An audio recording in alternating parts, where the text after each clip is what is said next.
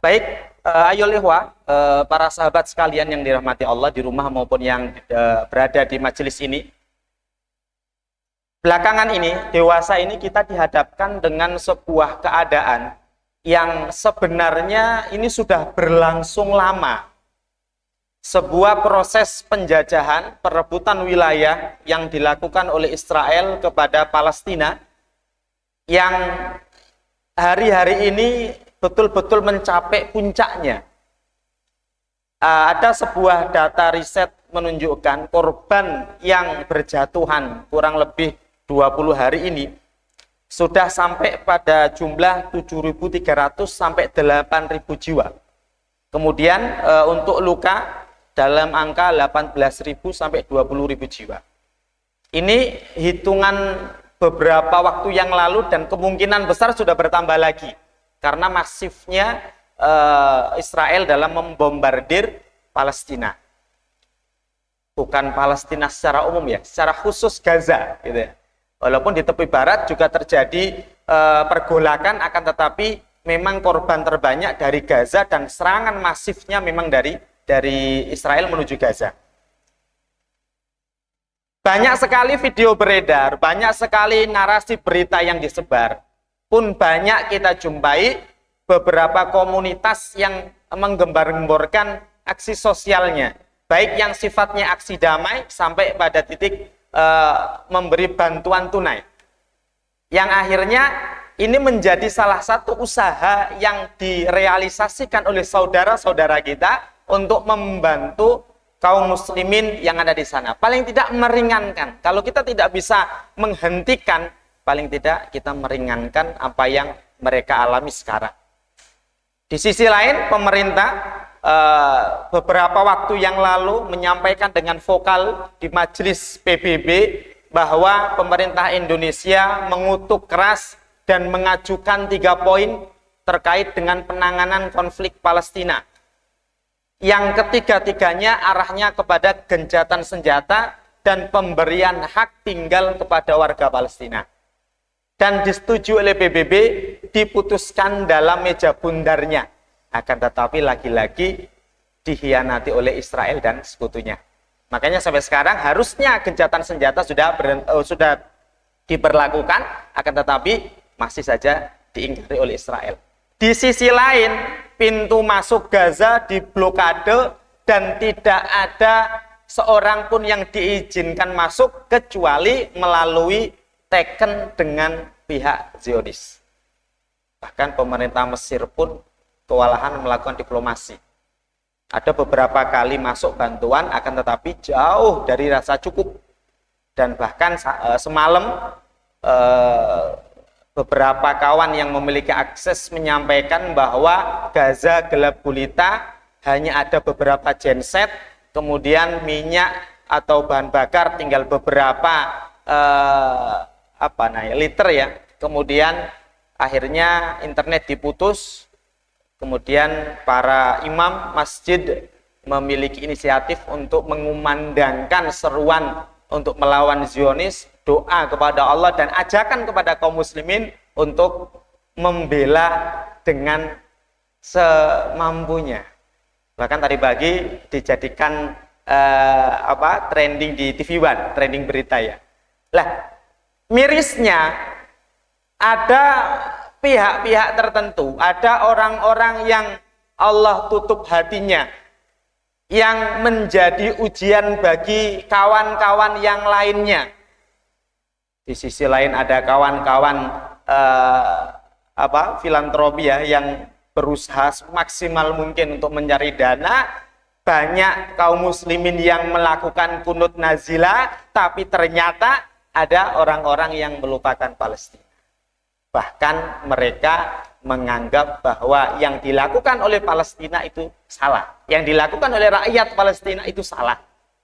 Dengan berbagai macam hujatan, dengan berbagai macam pendiskreditan, yang akhirnya awam menjadi bimbang. Ini masalah. Dan terjadi berulang dan berulang. Setiap terjadi konflik Palestina, selalunya ada aktor-aktor tersebut yang menggaungkan suaranya untuk melupakan Palestina. Lah, kenapa demikian? Kenapa realita ini senantiasa muncul? Ada pihak-pihak terkait yang menjadi perusak kemauan atau etikat baik saudara-saudara yang lainnya. Ini merupakan sesuatu yang perlu kita kaji. Apa yang menjadikan mereka lupa? Jadi nanti kita lebih kepada kajian historinya.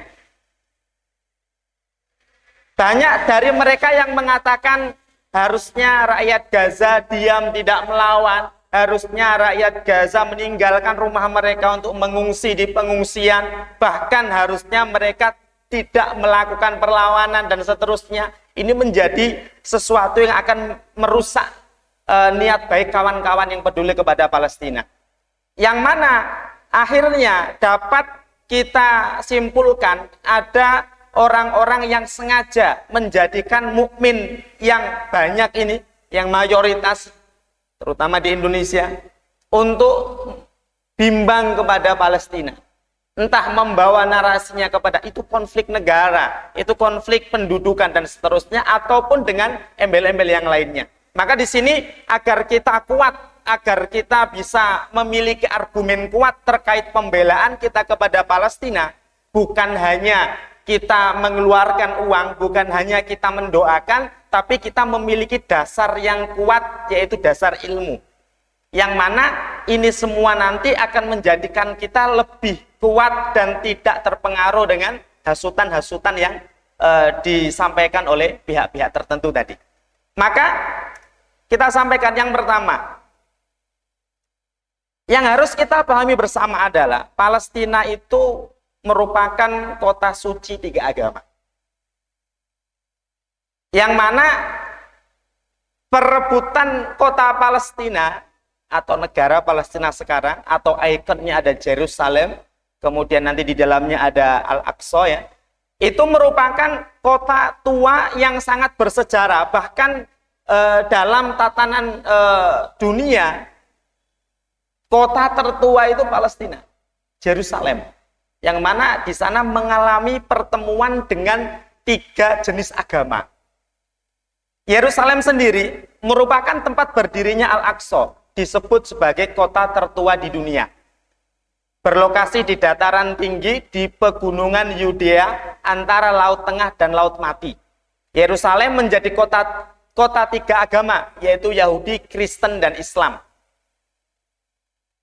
Nanti ada narasi-narasi yang dikembangkan terkait dengan tempat penyaleban Yesus, nanti terkait dengan adanya tembok ratapan, tempat sucinya Yahudi, di sana diturunkannya bait 1 dan bait 2. Ini bagian dari perang ideologi yang ada di Palestina. Masjid Al-Aqsa adalah salah satu tempat suci penting dalam ajaran umat Islam selain Masjidil Haram dan Masjid Nabawi. Ini juga nanti yang akan menjadi fokus kita untuk kita kuatkan keilmuannya. Walaupun nanti kita jelaskan ada sejarah Yahudinya, ada dogma Yahudinya, kemudian ada sejarah Kristennya, tapi juga kita harus paham bahwa kita juga memiliki hak, umat Islam memiliki hak atas Al-Aqsa, dan itu keputusan terakhir dalam sejarahnya sampai sekarang. Maka dikatakan di sini, di sekitar bangunan masjid disebut Haram As-Syarif. Di sekitar bangunan Al-Aqsa itu disebut Haram As-Syarif. Nanti kita lihatkan petanya. Yang mana di situ ada tanah haramnya kaum muslimin selain Makkah dan Madinah. Kemudian ada tanah sucinya umat Yahudi, Temple Mount. Berada di kota kuno yang didirikan 4.000 tahun sebelum Masehi. Al-Aqsa bertetangga dengan tempat suci 2 agama yang lainnya. Masing-masing dogma menjadikan kompleks Haram As-Syarif sebagai lokasi berlangsungnya peristiwa penting bagi ketiga agama. Jadi memang yang disebut Haram As-Syarif ini berupa batasan wilayah suci, yang mana di situ ada sejarah penyaliban Yesus, ada sejarah penurunan bait Yahudi tadi, bahkan sekarang mereka juga masih mensucikan tembok ratapan itu. Kemudian juga ada Masjidil Aqsa yang menjadi ikon umat Islam Ingat ketika peristiwa Isra dan Mi'raj, sebelum Mi'raj Rasul di Masjidil Aqsa berdiri untuk sholat mengimami ruh para nabi. Kemudian di batu yang ada di depan Masjid Al-Aqsa yang sekarang dibangun Masjid Dome of Rock ya. Kemudian di situ tempat berdirinya Rasul sebelum Rasul naik ke Sidratul Muntaha atau naik ke langit ya. Nah itu bagian dari sejarah yang harus kita pahami.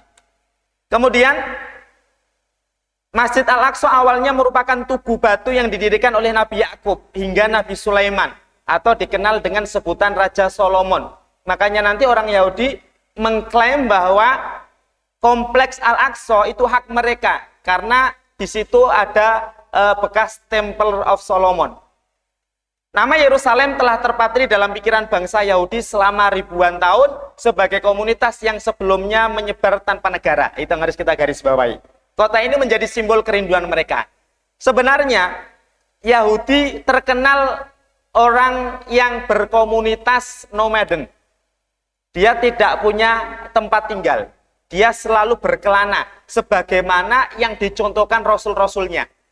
Maka orang Yahudi kalau dikatakan harus punya negara Israel, ini menyalahi hakikat sejarah sebenarnya. Pun menyalahi hakikat dogma mereka. Jadi dalam dogma Yahudi, Yerusalem itu hanya tempat untuk kembali, bukan untuk bertempat tinggal. Jadi mereka berkelana ke sana kemari, kemudian pada prakteknya dulu, pada waktu tertentu dia akan ke situ untuk membersihkan dosa. Dia akan ke Temple of Solomon tadi untuk mensucikan dirinya kembali sebelum berkelana lagi. Pada hakikatnya seperti itu. Bahkan sebelum ada negara Israel, kita nggak mengakui negara ya, karena memang itu Palestina gitu ya. Sampai sekarang pun Yahudi itu terpencar di seluruh dunia karena konsep agama mereka. Sebenarnya konsep agama mereka tidak bertempat tinggal di suatu tempat atau berketurunan di suatu tempat, tidak. Mereka berkeliling. Makanya kalau kita baca sejarah, jejak-jejak Yahudi itu ada di semenanjung dunia kan. Di Persia ada, nanti di Roma ada. Kemudian nanti kalau kita lihat di Babilonia di zaman dulu juga ada, dan seterusnya, dia muter saja. Jadi memiliki konsep berkelana dalam fase kehidupannya. Nah, Yerusalem sebenarnya adalah tempat kembalinya dia untuk mensucikan diri. Makanya kalau kita lihat sejarah, ketika Salahuddin Al-Ayyubi berhasil menguasai Yerusalem, permintaan Yahudi ketika itu diizinkan untuk ziarah, diizinkan untuk beribadah di tempat ibadahnya, dan itu diteken oleh Salahuddin Al-Ayyubi, diperbolehkan. Yang walaupun pada akhirnya itu menjadi awal keruntuhan penguasaan Salahuddin Al-Ayyubi. Sekian tahun setelah meninggalnya beliau, ada 3.000 peziarah dari Italia dan Perancis, yang ternyata 3.000 peziarah itu adalah, mohon maaf, wanita penghibur. Kemudian merusak imannya pasukan Salahuddin Al-Ayyubi yang sudah di dalam, bahkan di pojok-pojok kota terjadi perzinahan, yang akhirnya ketika ada laporan pasukan Salahuddin Al-Ayyubi sudah runtuh imannya, diseranglah Yerusalem, dan kemudian Yerusalem jatuh di tangan pasukan salib lagi. Jadi konsep ziarah tadi memang dalam agama Yahudi, dan itu diketahui oleh agama yang lainnya, menjadi sebuah kebiasaan yang ada di dalam ritme agama mereka. Bukan menjadikan ini sebagai tempat tinggal, tapi menjadikan ini sebagai tempat untuk mensucikan jiwa. Makanya nanti dalam sejarahnya, ketika Israel diputuskan sebagai sebuah negara, banyak sekali para rabi, para sesepuh mungkin ya, atau ulamanya Yahudi itu yang tidak terima, yang harusnya tidak seperti itu.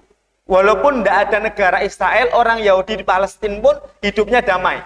Justru ketika ada istilah Israel, menjadi sebuah garis batas yang merusak hubungan Yahudi Palestina dengan Muslim yang lainnya, atau dengan warga yang lainnya. Ini kenyataannya. Jadi seperti ini gambaran kota tua Yerusalem. Di situ ada gereja makam suci, kemudian ada Masjidil Aqsa atau Haram As-Syarif di situ ya. Kemudian ada tembok barat, ada benteng David. Lah ini benteng David termasuk tempat suci mereka. Konon dulu tempatnya Maryam. Nah, alam biswab. Tempatnya Maryam itu di pojok gitu ya. Kemudian ada Zion Gate, itu pintu-pintu yang memang dikuasai Yahudi.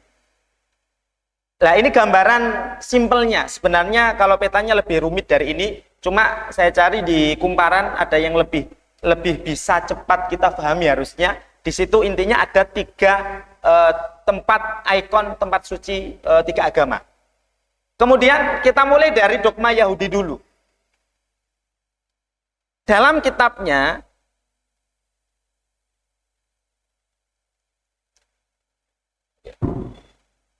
bisa ya?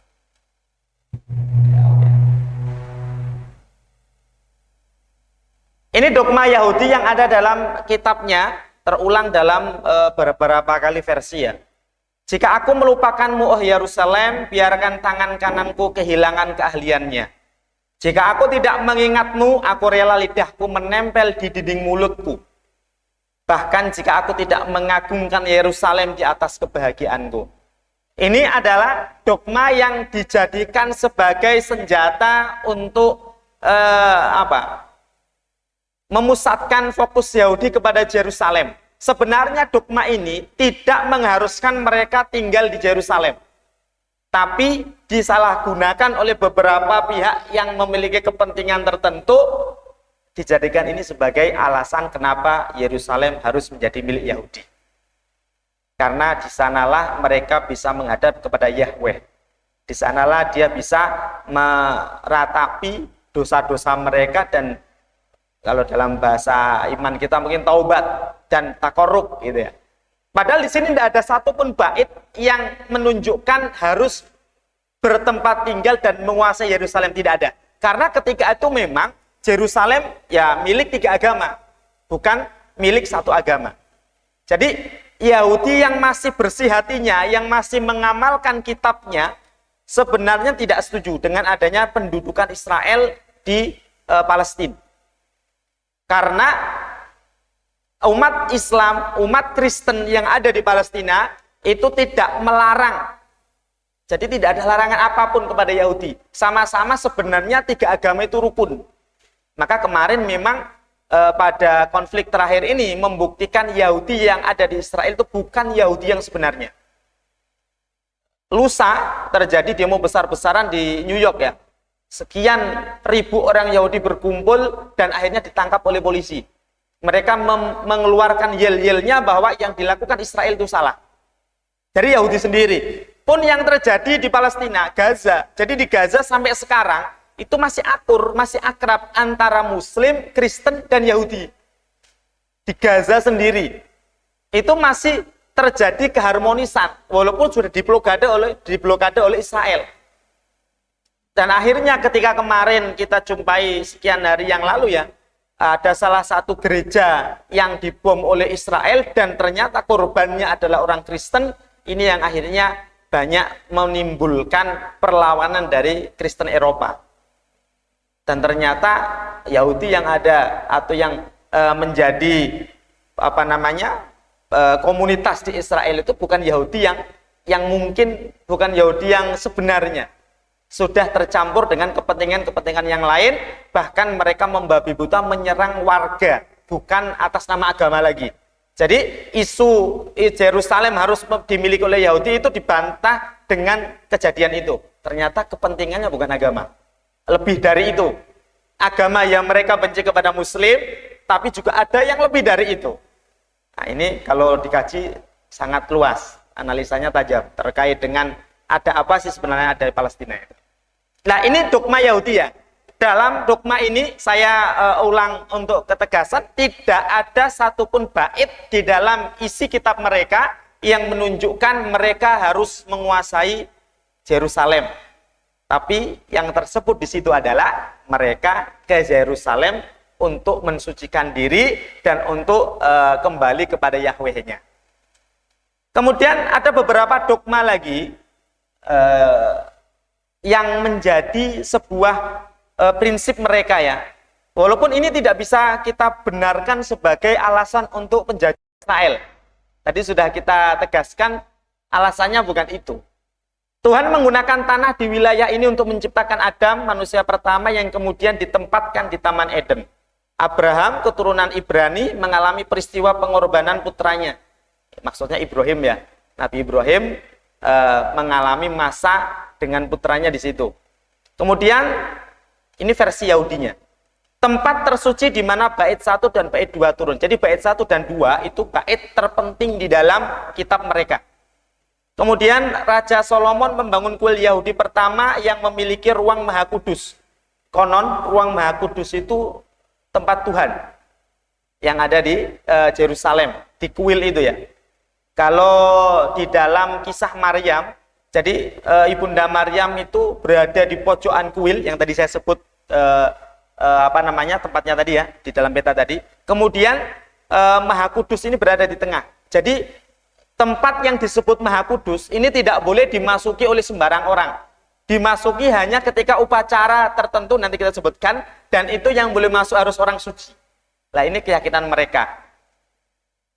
Termasuk dulu ketika Maryam difitnah berzina karena ternyata bisa melahirkan Nabi Isa ya.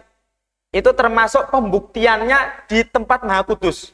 Jadi Maryam dipanggil, kemudian di situ ada peristiwa pembuktian fitnah oleh para rabi Yahudi.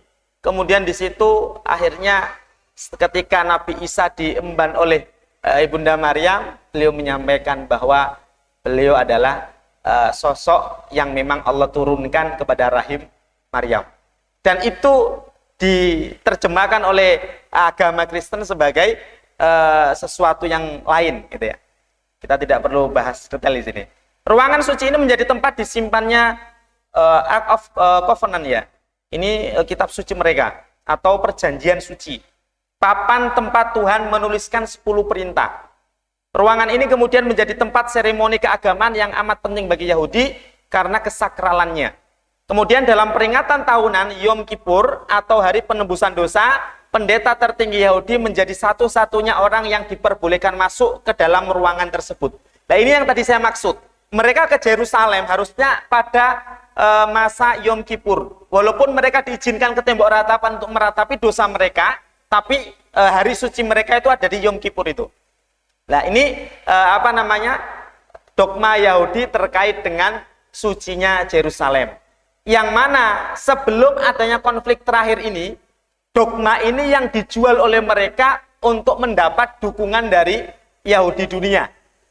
Yang akhirnya hari ini terbantah dengan kelakuan mereka. Nah, mereka sekarang memiliki kepongahan dan seakan-akan sudah tidak peduli lagi kepada entitas Yahudi dunia. Padahal entitas Yahudi dunia yang menyebar di seluruh dunia itu bukan hanya mereka yang kasta bawah, tapi juga ada banyak orang-orang yang sampai derajat rabi itu. Rabi mereka itu sudah menyebar ke mana-mana.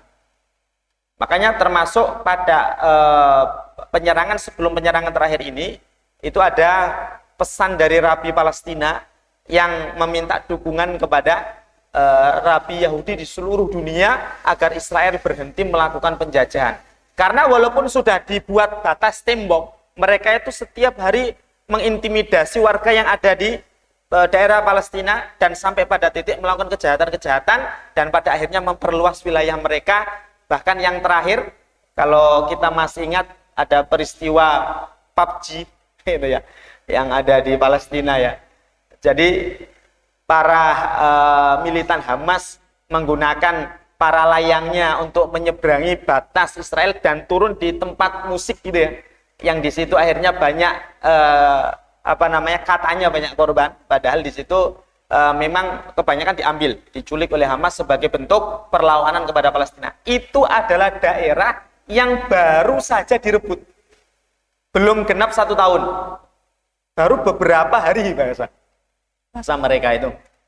Jadi Hamas marah karena itu, tempat yang baru direbut dijadikan sebagai ritual mereka, tempat ritual mereka.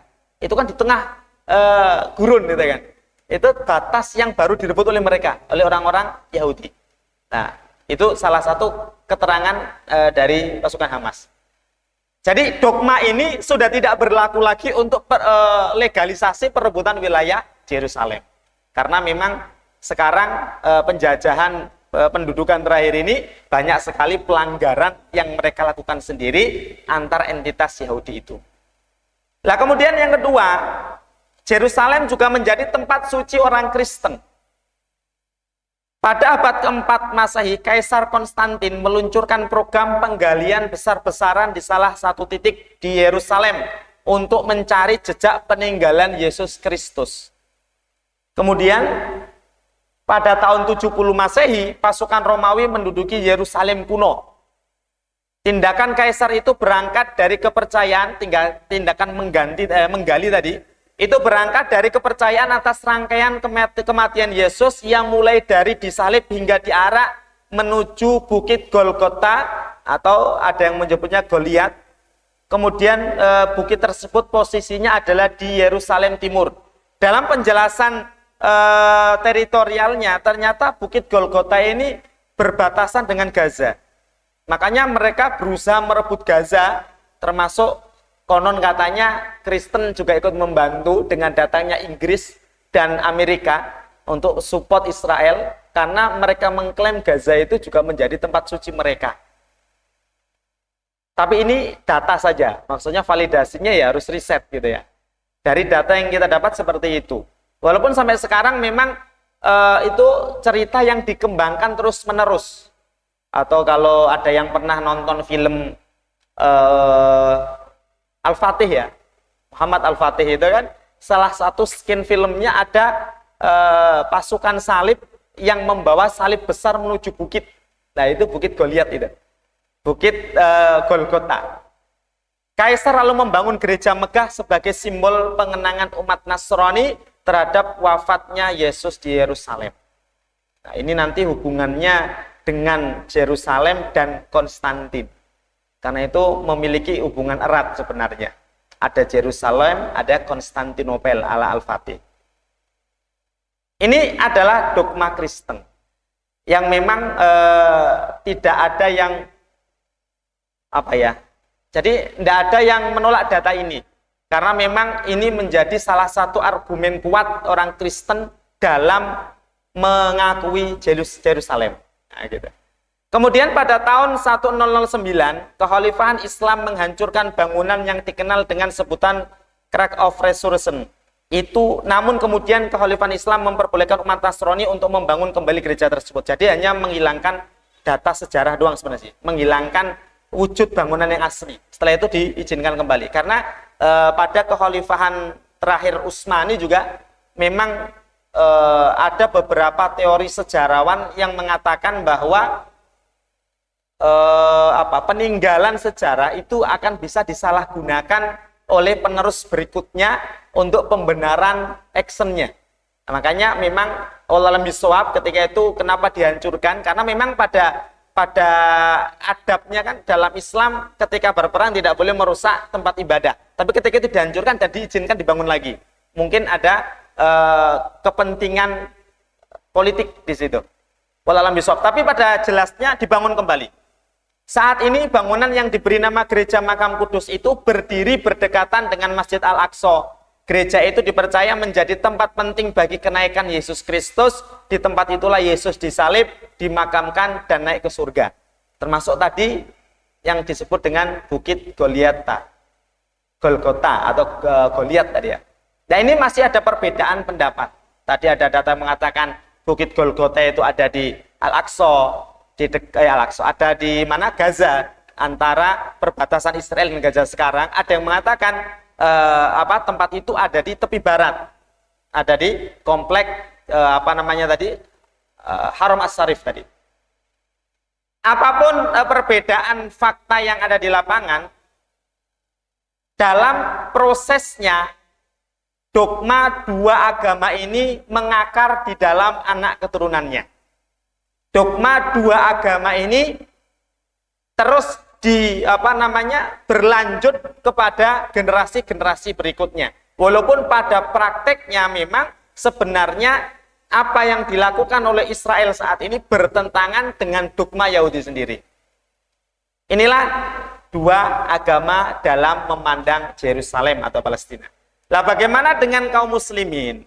Ternyata tempat yang disebut Haram As-Syarif tadi, atau tempat yang disebut sebagai Yerusalem, atau sekarang kita sering mendengar dari berita Komplek Al-Aqsa, ternyata itu juga menjadi tempat sucinya kaum muslimin. Sebagaimana Allah abadikan di dalam surat Al-Isra ayat 1. Subhanalladzi asra bi'abdihi minal masjidil aqsa, minal masjidil haram ilal masjidil aqsa, dan seterusnya. Yang mana peristiwa Isra Mi'raj sendiri terjadi pada tahun, ada yang mengatakan 10, 11, 12, ke-13. Yang paling rajih pada tahun ke-11. Dari kenabian, beliau Allah jemput dengan buraq, didampingi oleh malaikat Jibril dari Masjidil Haram. Beliau naik buraq sampai ke Masjidil Aqsa, melakukan sholat dengan ruh para nabi, kemudian melanjutkan mi'rajnya ke langit sampai langit ke-7 dan Sidratul Muntaha. Nah, kenapa Palestina atau Yerusalem menjadi sebuah tempat yang harus dipertahankan oleh kaum muslimin? Karena ada nilai historis agamisnya. Kita ingat bersama, syariat sholat muncul dari peristiwa Mi'raj. Kemudian di peristiwa Mi'raj itu pula kita melihat adanya ketegasan bahwa agama inilah yang paling tepat untuk diikuti. Termasuk kita ingat bersama, sebelum sholat menghadap Ka'bah, kaum muslimin diperintahkan untuk menghadap Yerusalem. Ya tadi, tempat suci tadi sebenarnya. Kalau sekarang ada yang mengatakan tempat suci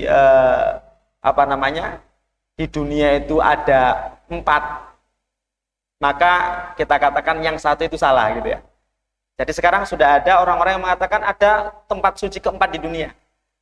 Makkah, Madinah, Palestina atau Yerusalem tadi, yang satu Karbala. Sampai sekarang sudah terbentuk Karbala itu menjadi tempat hajinya orang Syiah. Mereka udah punya Ka'bah. Mereka mengklaim itu tempat suci yang lebih suci dari 3 tempat sebelumnya. Karena di situ terjadi peristiwa penyembelihan Husain. Terlepas dari itu, maka kita yakini bersama bahwa ada tempat suci selain Madinah dan Mekah, yaitu Al-Aqsa atau Yerusalem atau Palestina yang sekarang ya.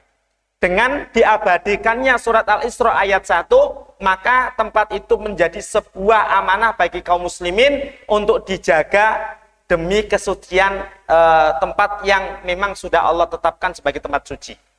Bukan berarti di sini kaum muslimin diizinkan mengusir yang lainnya, tidak. Dan tidak pernah ada kasus itu. Tidak pernah kaum muslimin melarang bangsa lain atau dua agama yang lain untuk memasuki kompleks Yerusalem tadi atau Haram As-Syarif tadi. Akan tetapi narasi yang dibentuk oleh mereka, bahkan yang kemarin disampaikan oleh Menteri Luar Negeri perwakilan Israel di dalam rapat di PBB ya, sampai dia membawa batu yang katanya batu itu adalah batu yang dilemparkan oleh rakyat Palestina setiap harinya mengenai mobil, kendaraan, dan anak-anak mereka katanya. Ini sebuah kedustaan dan kebohongan besar. Mereka mengklaim bahwa umat Islam yang ada di Haram As-Syarif, yang ada di Gaza, itu mengancam, bahkan merusak mental orang Yahudi katanya. Jadi ini kedustaan yang mereka katakan di majelis PBB kemarin. Tempat suci kaum muslimin Al-Aqsa, Yerusalem, Palestina, bagi muslim Yerusalem menjadi bagian kisah tak terpisahkan dari perkembangan Islam. Hari besar Isra Mi'raj diperingati untuk mengenang perjalanan Nabi Muhammad SAW dari Masjidil Haram di Makkah menuju Masjidil Aqsa di Yerusalem. Jadi memang akhirnya kita harus mengerti bahwa Yerusalem itu menjadi saksi yang sampai sekarang masih utuh. Konon batunya itu tidak berubah sedikit pun. Jadi masih di dalam kalau sekarang posisinya di bawah kubah emas ya. Jadi masjid kubah emas itu the Dome of Rock, kemudian bawahnya di bawah tanah itu ada batu yang masih sampai sekarang masih ada. Jadi terlepas dari itu, muatan peristiwa Isra Mi'raj itu adalah peristiwa penting di dalam kehidupan kaum muslimin, yang dengan adanya peristiwa itu Allah muliakan kita dengan syariat sholat. Yang dengan adanya Isra Mi'raj itu Allah tunjukkan kepada khalayak bahwa Nabi Muhammad SAW adalah orang yang memang betul diutus dan tervalidasi utusan Allah. Bahkan sampai ketika diragukan. Jadi ketika Rasul pulang dari Mi'rajnya, Isra Mi'rajnya tadi, orang Makkah meragukan bahwa Rasulullah ke Al-Aqsa. Tapi Allah hadirkan para pedagang yang berasal dari Palestina, atau mereka pedagang selesai berdagang di Palestina pulang ke Makkah dan menyampaikan melihat Rasul di Al-Aqsa. Dan yang lebih betul-betul menguatkan iman kita adalah dalam sesi perjalanan Isra Mi'raj itu juga Rasul dengan mukjizat yang Allah berikan membelah bulan. Sampai sekarang kalau bulan di zoom itu masih ada garis lurus bekas belahannya. Di sisi lain secara ruhiyah, Isra Mi'raj menjadi salah satu ikon yang mana di sana kaum muslimin secara teori mendapat restu, atau Rasul mendapat restu dari Nabi Rasul sebelumnya melalui pertemuan beliau Nabi Muhammad SAW bersama dengan para nabi. Jadi setiap langit, naik ke langit sekian mesti bertemu para nabi. Dan ketika turun bertemu dan pasti berdialog. Ditanyakan, kamu mendapat amanah apa dan seterusnya. Ini menjadi lisensi pembenaran bahwa memang Rasulullah diakui oleh para nabi dan rasul sebelumnya untuk melanjutkan proses penyampaian wahyu. Jadi ini merupakan peristiwa yang penting dalam iman kita, dan akhirnya tempat yang ada di sana pun menjadi penting karena menjadi proses adanya wahyu tadi. Kemudian jika demikian, ketika kita sudah mengerti sedemikian pentingnya Palestina atau Yerusalem bagi kaum muslimin, bagi iman kaum muslimin, harusnya kita bertanya kepada diri kita, apa iya ketika sekarang terjadi pembantaian dan perebutan wilayah Yerusalem, wilayah Al-Aqsa maupun wilayah Gaza, kemudian kita mengaku beriman dan diam saja? Kita belum berbicara humanity-nya, kita belum berbicara manusiawinya, kita berbicara iman kita dulu. Kalau dikatakan, apa iya sih kita boleh melupakan Palestina? Dengan adanya teori sejarah tadi, dengan adanya bukti bahwa Al-Aqsa merupakan tempat suci bagi iman kita, harusnya kita bertanya ketika kita tidak peduli kepada Al-Aqsa. Harusnya kita bertanya ketika kita tidak peduli kepada saudara kita, mana iman kita. Maka beberapa waktu yang lalu ada ungkapan menarik dari anak Gaza. Paman, tidak perlu Anda khawatirkan aku. Karena kalau aku meninggal, aku dicatat sebagai syuhada. Dan kalau aku hidup, maka aku mendapat kemuliaan kemenangan dari bangsa Israel. Khawatirlah diri Anda. Itu pesan untuk kita di Indonesia. Khawatirkan Anda. Yang saya pahami di sana adalah khawatirkan iman kamu itu loh. Lah kok kita masih melupakan Al-Aqsa, kita melupakan saudara kita di Gaza, padahal di sana adalah ruh iman kita terkait dengan peristiwa sejarah dan berbagai macam pernak-perniknya tadi. Maka harusnya kita malu memang. Kalau hanya diam saja, doa pun tidak mau, tidak ada kunut nazilah misalkan, tidak kita tidak mau meluangkan beberapa menit untuk berdoa, atau ketika kita punya harta, kita tidak mau mengeluarkan sedikit dari harta yang Allah amanahkan kepada kita, Apalagi naudzubillah kalau dari kita ada yang tidak percaya dengan realita itu. Ini belum berbicara humanity-nya. Nyatanya ada orang yang kayak gitu. Nggak kebayang seberapa besar dosa kita terhadap pengkhianatan iman kita jika kita tidak peduli kepada mereka. Lebih-lebih lagi, sekarang Allah berikan kita rizki gadget ini. Yang mana di sini terakses seluruh informasi secara detail dan up to date. Setiap hari kita disuguhkan dengan anak-anak kita di sana yang dibunuh, dibantai. Bukan hanya dibunuh, tapi dibantai. Bagaimana tidak? Mereka dibunuh dengan cara yang keji. Kita diperlihatkan saudari-saudari kita tertekan, saudari-saudari kita mendapat sebuah tekanan psikis. Seluruh keluarganya meninggal. Seluruh keluarganya hilang. Bahkan terakhir kemarin, salah seorang wanita di tepi barat sengaja diculik oleh pasukan Israel dengan alasan teman-teman mereka telah dibunuh oleh Hamas di Gaza. Bagaimana hati kita melihat proses ini? Banyak anak-anak kita yang di sana kehilangan kepalanya, meninggal pelan-pelan, bahkan yang lebih kecil lagi, lusa Israel mulai menggunakan fosfor putih.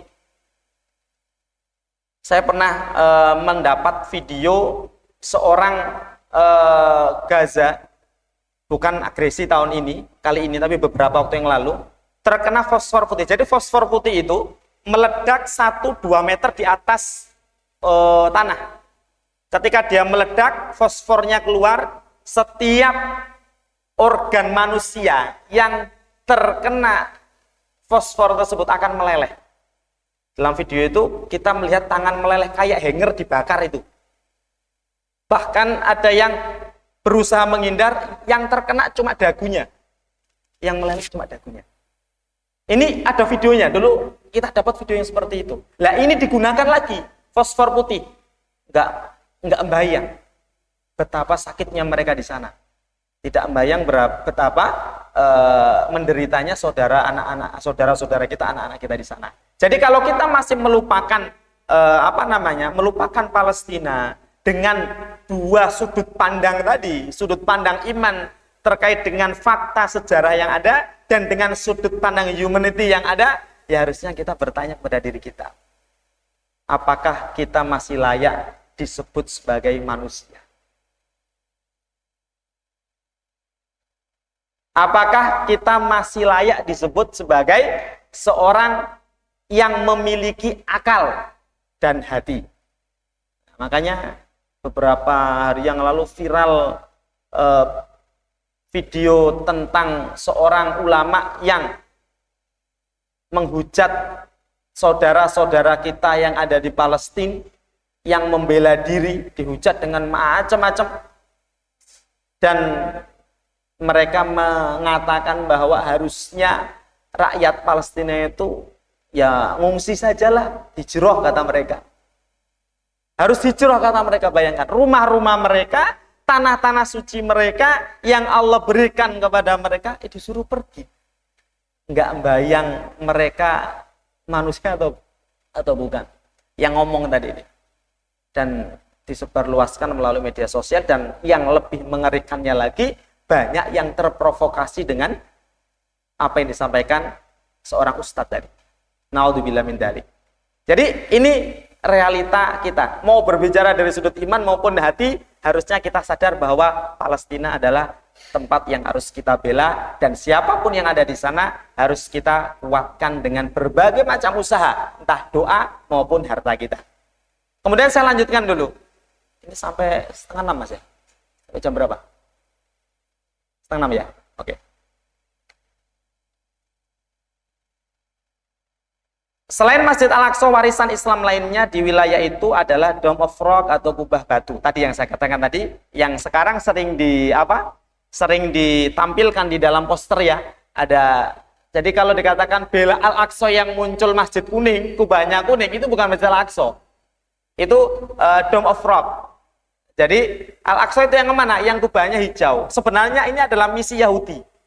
Mereka ingin memviralkan masjid yang bukan Masjid Al-Aqsa. dengan tujuan tertentu. Ternyata ada data yang menunjukkan bahwa mereka sudah mulai menggerogoti bangunan pondasi Masjid Al-Aqsa. Jadi dari wilayahnya mereka membuat lubang bawah tanah dan pondasinya itu digerogoti. Tapi Allah masih menjaganya untuk tidak runtuh. Bahkan di tahun 2000 sekian, itu mereka dengan pongahnya meruntuhkan tembok Al-Aqsa. Walaupun sedikit demi sedikit, kemudian ada perlawanan dari dunia, kemudian hilang. Tapi mereka masih lanjut yang di bawah tanah tadi. Jadi mereka ingin memperlihatkan kepada dunia, itu loh, Al-Aqsa masih utuh dengan munculnya Masjid Kubah Kuning. Padahal Masjid Al-Aqsa itu adalah masjid yang kubahnya hijau, yang ada di seberangnya tadi. Nah, maka ini juga harus kita ketahui bersama. Al-Aqsa itu mana? Bukan yang kubah kuning. Yang kubah kuning itu adalah Dome of Rock. Kemudian bangunan berwarna biru ini dibangun pada tahun 687 hingga 692 oleh generasi kedua Umayyah. Dengan kepercayaan bahwa tepat di titik batu itu berada, Nabi Muhammad pergi ke langit ketujuh atau ke Sidratul Muntaha untuk menerima wahyu. Jadi ini yang dibicarakan bukan Al-Aqsa tapi Dome of Rock. Kubahnya tetap kuning ya dari dulu ya. Tapi masjidnya warnanya biru.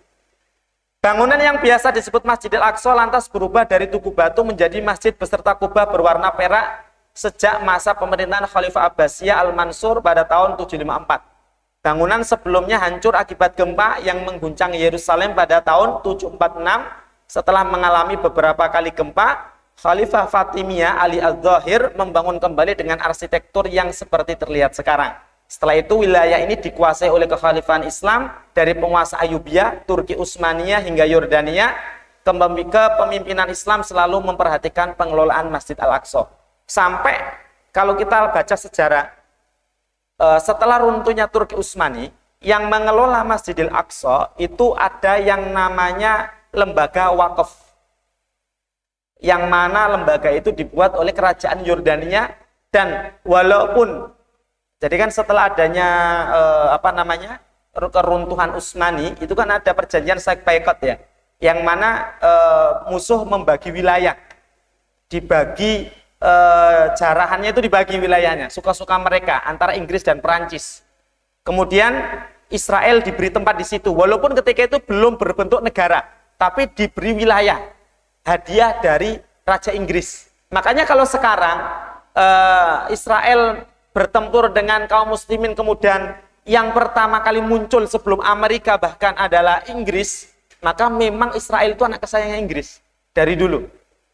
Karena hadiah Sykes-Picot pun diberikan kepada Israel.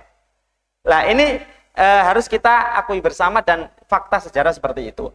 Kemudian walaupun ketika itu Israel memegang wilayah Yerusalem, tapi kepengurusan Al-Aqsa tetap dipegang oleh lembaga di bawah kerajaan Yordania yang tadi disebut lembaga wakaf tadi. Setelah itu wilayah dikuasai dan seterusnya tadi ya. Jadi sampai akhirnya turun-temurun, kemudian nanti peristiwanya pada 67 yang betul-betul Al-Aqsa jatuh ke tangan musuh lagi. Kemudian sejarah mencatat bahwa Yerusalem Timur tidak hanya menjadi tempat paling suci bagi umat beragama, namun juga menjadi tempat paling diperebutkan oleh dunia. Dimulai dari kekalahan Jebusites dari Raja David, serangan Babilonia dan Romawi terhadap bangsa Yahudi, tentara Islam yang merebut wilayah ini dari Bizantium, hingga perebutan wilayah Dome of Rock di Perang Salib yang akhirnya dikuasai Kesultanan Ottoman hingga runtuh. Jadi sejarah itu mencatat bahwa perebutan wilayah Yerusalem sudah tidak lagi berbasis agama, tapi sudah menjadi gengsi atau tren.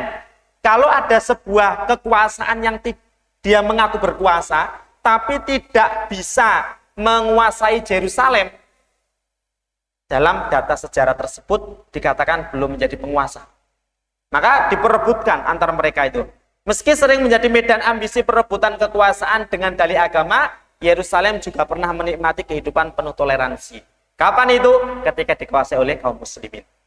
Setiap masa kekhalifahan, mulai dari yang paling dekat Utsmaniyah, nanti ada Zangkiyah, Fatimiyah, Umayyah, Abbasiyah, di tengah-tengah itu ada Mamalik, dan seterusnya. ketika dipegang oleh umat muslim atau umat Islam, kaum muslimin, selalunya diberikan hak kepada dua agama yang lain. Jadi ini adalah fakta yang diakui oleh dunia. Kalau umat Islam yang megang, mereka tidak ambisius. Kalau umat Islam yang menguasai Yerusalem, mereka mempersilahkan umat yang lain untuk akrab beribadah di sana. Karena umat Islam dikenal dengan umat yang paling rahmatan lil alamin. Jadi ini fakta. Makanya tidak heran ketika kemarin penyerangan tanggal 7 oleh tentara Hamas, di sana dijumpai video-video dari orang Israel sendiri, media Ibrani sendiri memvideokan, merilis video bahwa yang dilakukan oleh tentara Hamas itu di luar perkiraan mereka. Ketika mereka masuk ke rumah-rumah orang Israel, mereka melayani para anak-anak dan wanita, pun lansia seperti itu. Mereka hanya menyerang orang yang menyerang mereka. Hamas hanya menyerang orang-orang yang menyerang Hamas. Yang tidak menyerang, dia lindungi. Bahkan ada sebuah lembaga Ibrani yang merilis percakapan, bahkan sampai akhirnya yang bersangkutan itu dipanggil, diwawancarai. Hamas itu saking sopannya, masuk ke rumah permisi, haus, pengen minum, minta izin. Yang kemarin menjadi bukti lagi bahwa mereka membebaskan 2 lansia yang sebelum dibebaskan mereka rilis video pelayanan kepada lansia yang ditahan oleh Hamas.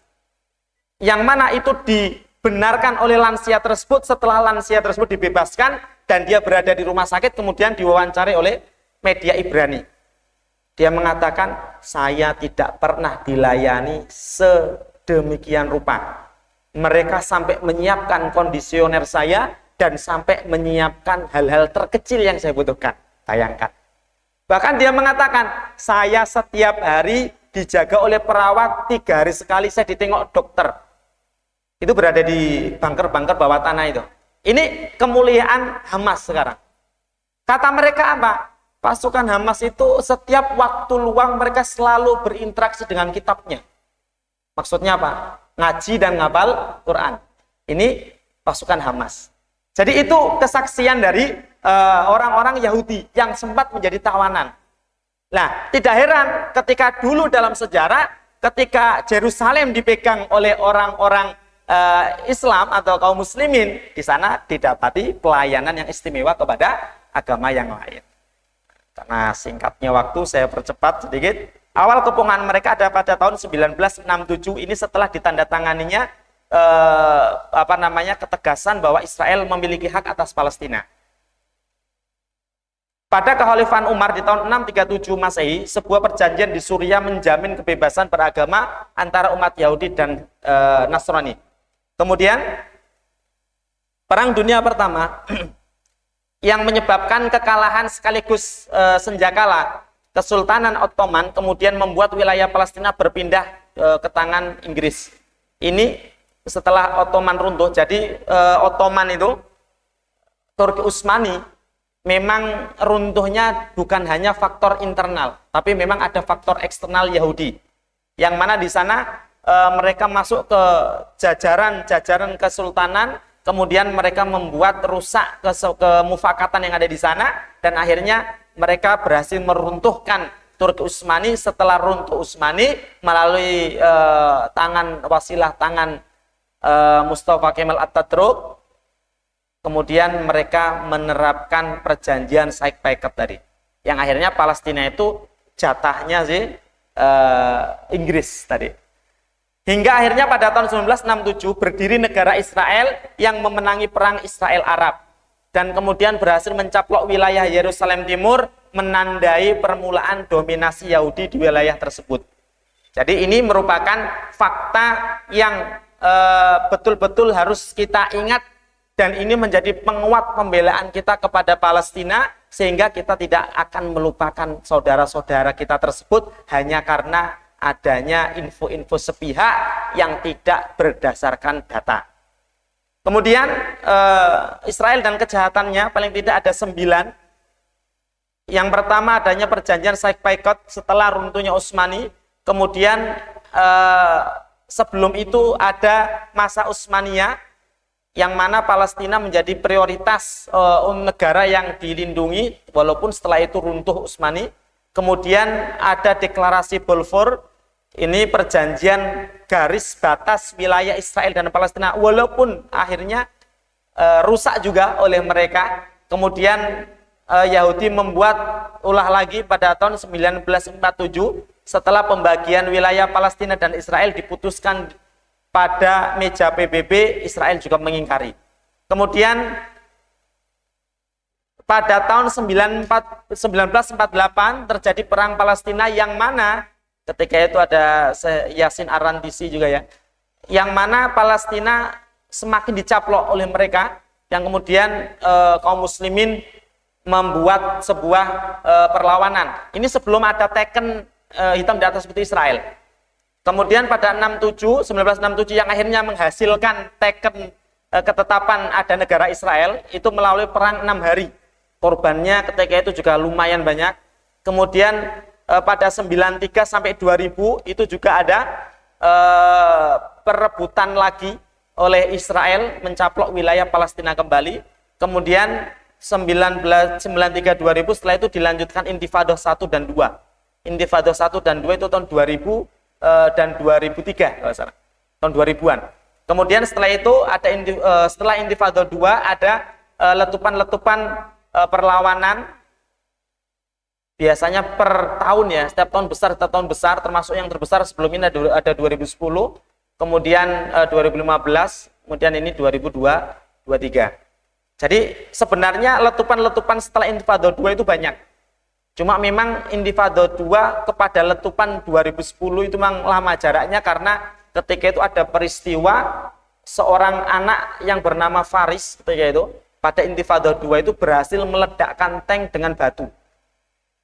Jadi cerita itu menjadi bahan mereka untuk berhenti sejenak. Ternyata memang Faris itu melempar batu tepat di corong tank itu ya. Dan posisi tank ketika itu ternyata hendak mengeluarkan peluru. Yang akhirnya pelurunya meledak di dalam karena ujung pelurunya terkena batu. Dan seterusnya. Ini Israel dan kejahatannya. Nanti masih banyak sebenarnya Sykes-Picot, kemudian ini peta perjanjian Sykes-Picot ya. Ada wilayah A dan B. Itu ada wilayah A itu bagiannya Perancis, kemudian B itu bagiannya Inggris.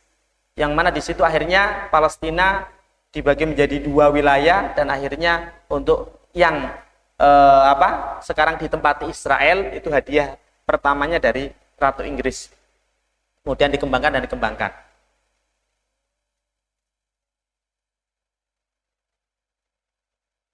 Baik, untuk penutup ada sebuah ayat dan sebuah hadis yang akan saya bacakan. Ini yang akan menjadi dasar kita untuk tidak melupakan Palestina. Ketika kita melupakan Palestina, maka kita durhaka kepada ayat ini atau menyimpang dari ayat ini. Ada sebuah ayat surat Al-Hujurat ayat 10. Dikatakan di situ Allah berfirman, orang-orang beriman itu sesungguhnya bersaudara. Innamal mu'minuna ikhwah. Maka kalau sudah Allah berikan status bersaudara, kita memiliki tanggung jawab. Apa itu? Damaikanlah, perbaikilah hubungan antara kedua saudaramu, kemudian dan takutlah kepada Allah supaya kamu mendapatkan rahmat. Jadi termasuk damaikanlah ini maknanya luas sekali. Hal ini dikuatkan dengan beberapa hadis, termasuk Rasul pernah bersabda bahwa mukmin yang satu dan mukmin yang lainnya itu seperti satu badan. Kalau organ yang satu sakit, pasti organ yang lainnya merasa sakit. Begitu juga kita, ketika ada saudara kita yang sakit, harusnya kita juga merasa sakit. Kalau kita tidak merasa sakit, berarti iman kita bermasalah. Bahkan Rasul menyampaikan kepada kita bahwa la yu'minu ahadukum hatta yuhibba li akhihi ma yuhibba li nafsihi. Tidak disebut seorang mukmin itu memiliki iman ketika dia tidak mencintai saudaranya sebagaimana dia mencintai dirinya. Nah, sekarang Allah uji iman kita. saudara kita yang ada di Gaza sedang betul-betul mendapat ujian iman dan ujian fisik. Mereka dihadapkan dengan kondisi harus menjaga tauhidnya, dan mereka harus dihadapkan dengan kondisi penjagaan tauhid itu berakibat maut. Nah, kalau seperti itu, kita harusnya merasakan apa yang mereka rasakan. Maka langkah-langkah pembelaan yang harusnya bisa kita lakukan, ya paling tidak kita berdoa. Setiap kita bisa berdoa, kita doakan mereka. Setiap waktu, terlebih waktu-waktu mustajab. Setiap habis sholat, sepertiga malam terakhir, dan seterusnya. Kemudian, sisihkan harta kita untuk mereka, dan yang paling penting sebenarnya adalah tunjukkan eksistensi kita sebagai seorang mukmin untuk membela saudara-saudari kita. Sudah banyak saudara-saudari kita yang menunjukkan eksistensinya, pembelaannya kepada saudara yang di Gaza melalui aksi turun ke jalan, baik penggalangan dana ataupun penyampaian aspirasi. Kemudian banyak dari mereka yang mulai bekerja sebagai orang-orang media. Nah, kalau dikatakan orang media, semua bisa. Yang punya Android bisa nge-share video, yang punya Android bisa nge-share berita, yang punya Android bisa nge-share realita yang ada di sana. Paling tidak, langkah-langkah kecil itulah yang akan kita jadikan sebagai langkah pertanggungjawaban kita kepada Allah Subhanahu wa Ta'ala. Tidak peduli berapapun media sosial kita yang di take down, berapapun media sosial kita yang digusur oleh pemilik media sosial, kita tetap akan siarkan itu, dan kita pastikan itu menjadi saksi di akhirat nanti. Wallahu a'lam bishawab. Demikian yang dapat kami sampaikan. Jangan lupakan saudara-saudara kita yang ada di Palestina. Pastikan kita sadar bahwa ini adalah ujian bagi kita secara khusus dan bagi mereka yang ada di sana. Wallahu a'lam bishawab. Akhiru da'wana alhamdulillah wassalatu wassalamu ala Rasulillah. Wassalamualaikum warahmatullahi wabarakatuh.